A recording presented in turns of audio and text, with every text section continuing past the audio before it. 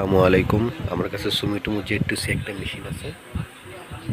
এই মেশিনটির রিবনের প্রবলেম ছিল।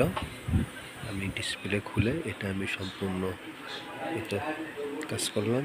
সম্পূর্ণ দেখতে পাচ্ছেন ভিতরে। সো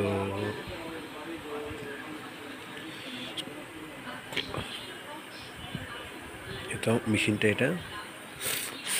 এখন সেট দেব। একটু ভুল হলে রিবন ছিঁড়ে যাবে আবার।